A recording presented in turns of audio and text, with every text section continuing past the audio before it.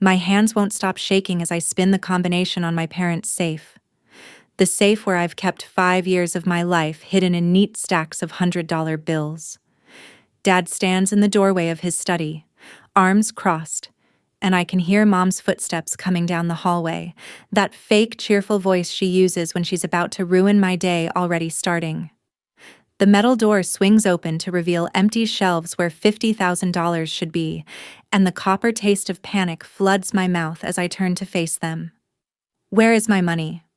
The words scrape out of my throat, but I already know the answer from the way Mom's hand flies to her pearl necklace, the tell she has had since I was a kid. Dad clears his throat and says exactly 5 words that detonate my entire world. Stephanie needed it more. Rebecca.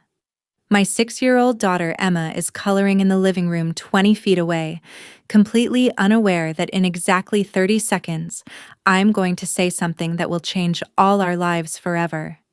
You won't believe what I did next. Before we continue, please subscribe to the channel and let me know where you're listening from in the comments. My name is Rebecca Morrison, though everyone calls me Becca. I'm 32 years old, a single mother, and up until that Sunday afternoon, I thought I was finally about to change my life. For 5 years, I had been saving every extra dollar I could squeeze out of my paycheck as a hospital administrator. Every overtime shift, every birthday check, every tax refund. All of it went into that safe in my parents' study because I did not trust myself to keep it in my apartment. $50,000. That was my ticket out. That was the down payment on a house where Emma could have her own room, her own backyard, where we would not have to tiptoe around my parents' rules and listen to their passive-aggressive comments about my life choices. I had been living in my childhood bedroom at my parents' house for 6 years, ever since Emma was born, and her father decided fatherhood was not for him. My parents said I could stay as long as I needed, but nothing in life is really free, is it? I paid them $1,400 a month for that one bedroom. I covered most of the groceries. I paid a chunk of the utilities, but I was never going to be enough for them. Not like Stephanie. Stephanie is my younger sister, and from the day she was born, she has been the golden child. She went to a prestigious college, paid for entirely by our parents. She got the lavish graduation party, the new car, the European vacation. Meanwhile, I put myself through community college while working full-time and raising a baby. So there I stood in Dad's study, staring at empty shelves, and he had the audacity to look annoyed with me. Rebecca, do not be dramatic. Stephanie is getting married. This is a once-in-a-lifetime event. She needed money for her destination wedding in Santorini. You can save again. I felt like I had been punched. That was $50,000. 5 years of my life. That was my house, Dad. Emma's house. Mom finally reached the doorway. Sweetheart, you have been living here rent-free. Rent-free? I cut her off. I pay you $1,400 a month. I have been paying you for 6 years. That is over $100,000, Mom. She waved her hand dismissively. Well, it is not like you pay market rate. Family helps family. Stephanie needed this money now. I could not breathe. You did not even ask me? Dad's jaw tightened. We did not take anything, Rebecca. That money was in our safe, in our house. We made a judgment call about where it was needed most. Before I could respond, Stephanie's voice rang through the house. Mom? Dad? I brought the wedding photos. Stephanie breezed in looking like she had just stepped out of a magazine, dropping a thick photo album on the table. It was absolutely magical. The venue alone was $30,000, but it was so worth it. I stood there, frozen. As she continued talking about flower arrangements and custom cocktails and a 4-tier cake that cost more than I spent on groceries in 6 months. Finally, she looked up at me, and something flickered in her eyes. She knew. She absolutely knew what she had done. Come on, Beck. Do not look so miserable. You have been living here practically rent-free. Oh, wait. Mom said you pay what? $800? That is adorable. My wedding planner cost more than that per month. My vision blurred. I could hear Emma in the living room, singing to herself as she colored, completely innocent. Stephanie leaned back, crossing her arms. Listen, I know you are upset, but let me explain how this works. I'm the golden child, Becca. I always have been, and I always will be. They will always choose me. That is just how it is. So you might as well accept it and move on. Something inside me snapped. I walked out of that dining room, went straight to my bedroom, and started packing. I did not cry. I did not yell. I just moved mechanically, shoving clothes into garbage bags, grabbing Emma's favorite toys, everything we absolutely needed. Mom knocked on my door 20 minutes later. Rebecca, you are overreacting. I stopped and looked at her. I have been helping. For 6 years. I paid my way. I contributed. And you just taught me that I'm not family. I'm a bank account. I'm the backup plan. I'm the one you take from to give to her. I finished packing, took Emma's hand, and walked out. We spent that night in an extended stay motel, and after Emma fell asleep, I finally let myself break down. But somewhere between the tears and the rage, I made myself a promise. They took my house. Fine. I would build an empire instead. 18 months later, I stood in my own apartment watching Emma get ready for school in her own bedroom, decorated exactly how she wanted it. I had done it. I applied for a higher-paying position at a different hospital, took on weekend consulting work, and worked double shifts until my feet ached. I took online real estate courses at midnight after Emma went to bed. I rebuilt my savings dollar by dollar. And 3 months ago, I got promoted to regional hospital administrator. My bank account showed $87,000. More than I had before. But I was not thinking about revenge. I had blocked their numbers that first night and never looked back. I was healing. Emma was happier than I had ever seen her. Then came the news segment. The local station was doing a feature called Healthcare Heroes, Single Mothers Breaking Barriers, and they asked to interview me about my recent promotion. The segment aired on a Thursday evening. My phone exploded with congratulatory texts. Then I noticed 3 blocked numbers trying to call me, over and over. I did not answer. But 2 days later, I ran into Mrs. Dawson at a coffee shop. She was an old family friend. The moment she saw me, her face twisted with this complicated expression. Becca, have you heard about Stephanie? I had not. Mrs. Dawson sat down and lowered her voice.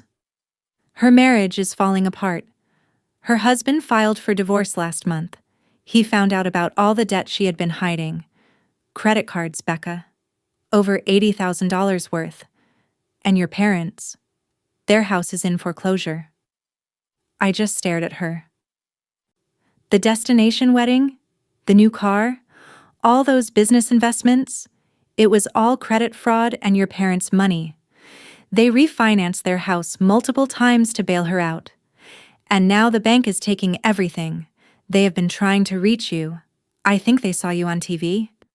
That evening, I finally listened to the voicemails. 18 of them. The first few were typical dad, demanding, entitled. The middle messages shifted to bargaining. But the final voicemail hit differently. Dad's voice was broken. Rebecca, please. We are going to lose everything. We saw you on TV. You are doing so well. We need you. Stephanie cannot help. You are our only hope. Then came Mom's text. The bank is foreclosing. Sale date is in 45 days. Please call us. I was not that person anymore. I called my attorney, Marcus Reeves, the next morning.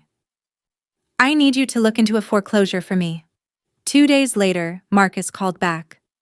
The house is valued at $420,000. They owe $385,000. You could buy it directly from the bank before auction. My heart pounded. If I buy it, can I charge them rent? Can I become their landlord? Technically, yes. But Becca, are you sure? This is consequences. They taught me a lesson about family. It is time I teach them one about accountability.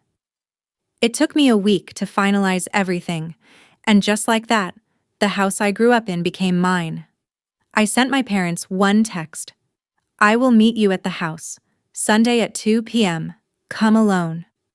Mom's response was immediate. Oh, thank God. We knew you would help us. They had no idea what was coming. Sunday morning, I stood outside that house with Marcus beside me, a folder of documents in my hands. Then Stephanie's car pulled into the driveway. We all ended up in the living room. Mom and Dad sat on the couch looking confused and hopeful. Marcus stood beside me, and Stephanie hovered near the doorway. Thank you for coming, sweetheart, Mom started. We knew you would not abandon us. What is the lawyer for? Stephanie cut in. This is family business, Beck.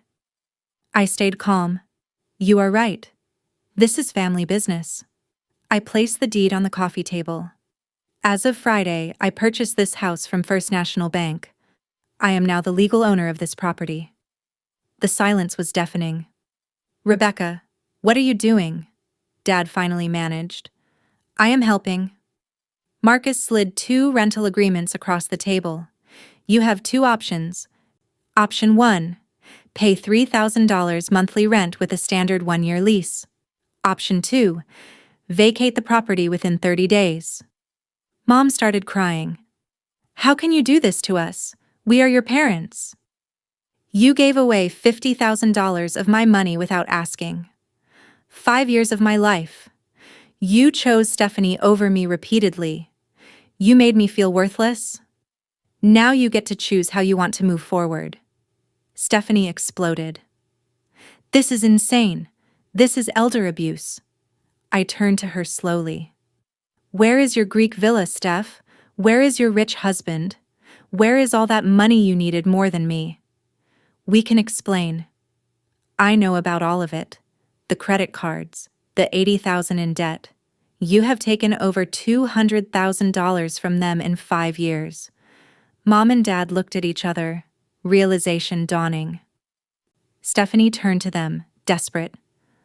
Are you going to let her talk to me like this? Mom's voice was barely a whisper. So is she. Dad broke then. We always thought we were helping you, Stephanie, but Rebecca helped herself. Maybe that is what we should have taught you. Stephanie stormed out. After she left, we sat at the Kit Dawson table. When did we lose you? Mom asked. When you gave away my future and called it family love. When you let Stephanie mock me. When you made me feel like I did not matter. We were wrong, Dad said, his voice cracking. It was what I needed to hear 18 months ago. Apologies do not give me back what I lost. They do not erase Emma crying in a motel room. What do you want from us? Mom whispered. I want you to understand accountability. I want you to know what it is like to depend on the daughter you threw away. They signed the lease. $3,000 a month. First payment due Friday.